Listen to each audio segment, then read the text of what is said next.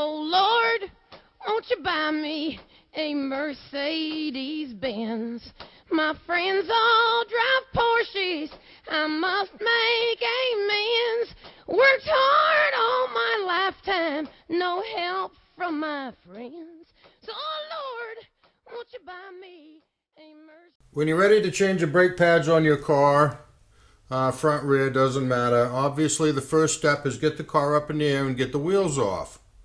Now I encourage you to do yourself a favor and use a proper socket on your lug nuts and not some crappy 4-way wrench. Save those nice expensive lug nuts. This is a basic 911. It's a 1984. There's nothing particularly unusual about it. And changing the brake pads is a fairly simple procedure. Changing the front pads and the rear pads is not far different. We're going to show you how to do both sides, both front and rear.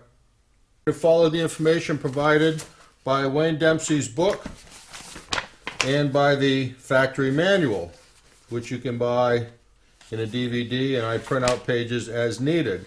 So it's well within the realm of any do-it-yourself repair guy. If you have a car, you might as well do your own brake pads. It's not that big a deal. So get your car up in the air, block it up on jack stands or blocks or whatever you have for safety. Obviously, you don't want your car to fall on you. And let's get started.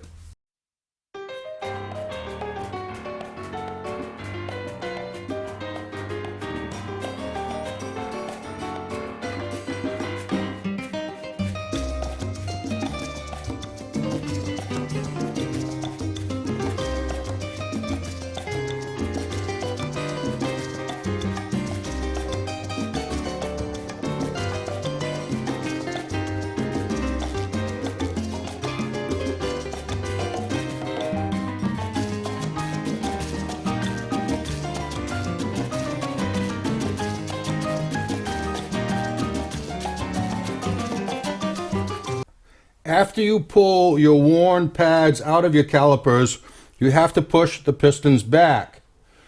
Now, it's sort of normal to push both pistons back at once. And you have to remember, before you push these pistons back, to remove fluid from your master cylinder so that you don't cause an overflow. Before pushing back the pistons in your calipers, you need to make sure there's room in your master cylinder reservoir for that fluid to go into, or else you're going to overflow. You don't want a big mess down in your front trunk. So remove the cap, and you'll have to probably pry out this little screen, which gives a bit of a struggle sometimes. Just like that. Now be careful when you do all this that you don't slop brake fluid everywhere, because this stuff peels the paint. That's the last thing you need. I use a syringe that I bought at my local marine store. These are sold by West System Epoxy, and they use them for squirting glue. So it works pretty good for this right here. And you just suck out a bunch of brake fluid. You want to probably pull out just about as much as you can reasonably get out. Once again, be very careful about spillage. You don't want to spill this stuff, or you'll be lacking paint next time around. Alright, I've started to suck air. I'm still getting a little more, but I've started to suck air. So I probably have all the room I need to push my pistons back and put my new pads in. So I'm going to quit right here. And once I'm done replacing my brake pads, I'm going to flush my system. I'm going to put my cover on lightly to keep dust and dirt out of there while we do the job. I'll just kind of set that right in place. And we'll call that done for now. Now, Porsche has a special tool for pushing those pistons back. You don't necessarily need that special tool. There are a variety of tools available at just about any auto parts store. Or you can use something as simple as a little stick of wood. And you can push them back like this. Push gently so you have to be careful not to tear the rubber boots around the pistons. So take a little care in doing this.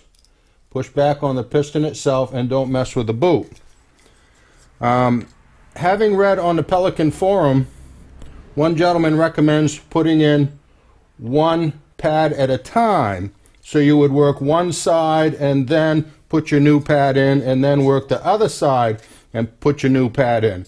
And the reason for this is that when you push one piston in, it wants to push the other piston out. So if you do one pad at a time and then you do the other side, that pad's already in there and that piston can't come out, and you're good to go. So do it however you like to do it, but there's a couple of different ways.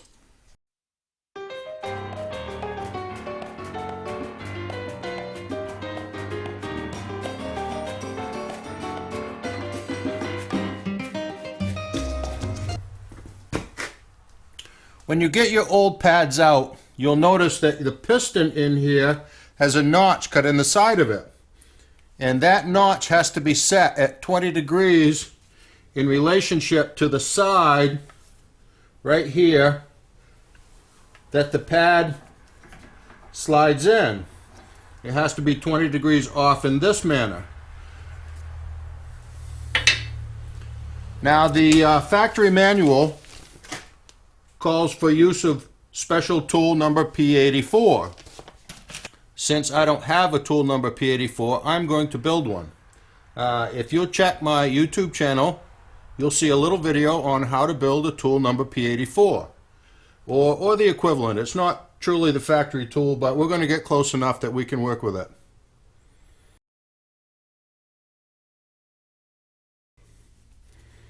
it. Just a quick note on brake pads.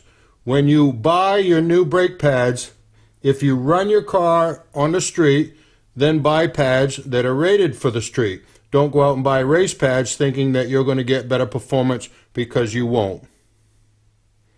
Quick note about wear sensors. Now, I have decided on my car not to reinstall the wear sensors. I have my wheels off fairly regular, and whenever I do, I check my brakes. And if anything, I replace my pads before they're needed. So I'm not worried about the wear sensors that much, and it's just one less thing I have down on my wheels. So if you choose to reinstall your wear sensors, then this is the sensor part. Will insert into your pad, and it will snap into this clip as it goes out through, and then it will attach this little clip here, and then you will plug in just the way you took them apart. You'll plug in here and install the clip to hold that plug together. So if you choose to reinstall your wear sensors, that's how it's done. And you'll not see it on mine because I'm not doing it. The wear sensors themselves are not a big dollar item. I think I saw them for around $6 a piece roughly in Pelican parts. So if yours are worn out and crappy and you'd like to reuse them, just order new ones. This caliper and these pads are now completely put back together. These pins have been driven in, and you take a little ball peen hammer. You take a little ball peen hammer on the back side, and you drive those in until they're completely fully seated all the way through. Now, some years have a little clip that pops in to keep that pin from sliding back out. This particular year doesn't have that pin. It's got a little sleeve in there that does the trick. So make sure that you research what happens for your year and get your pins installed correctly.